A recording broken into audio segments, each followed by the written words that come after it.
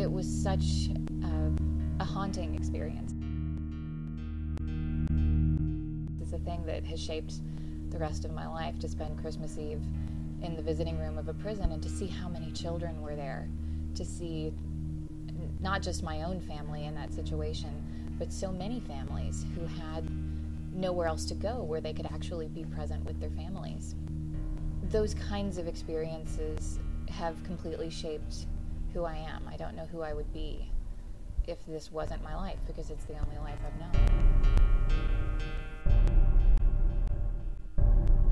I wanted to somehow respond to the fact that he had been denied parole for the third time, and I couldn't do much about that legally, so I decided to do the only thing I really know how to do, which is theater. What I really wanted to do was tell the stories of other people who have family in prison. I had felt incredibly alone for the first 8 or 9 years of my father's incarceration. I felt like I didn't know anybody else who had family in prison, even though I'd been doing all this reading that said that there are now 2.3 million people incarcerated in the United States today. But I didn't know how to find these people. So I basically started telling everybody I met that I had an incarcerated parent and that I was going to write a play about what happened to the families of prisoners, and that I wanted to interview people. And folks just came out of the woodwork. All kinds of people were very open and forthright and eager to be able to tell their stories, because nobody had ever asked these folks what happened to their families because of incarceration before. And I found that it cut across all boundaries of gender, class, ethnicity. Every kind of person in our nation is now connected to someone who is incarcerated.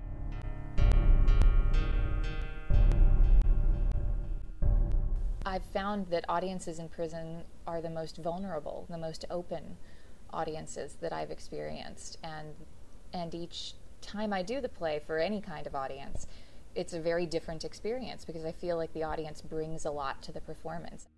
But I had driven 10 hours all the way across the cotton-picking state to see my husband, and this pissant guard won't let me in.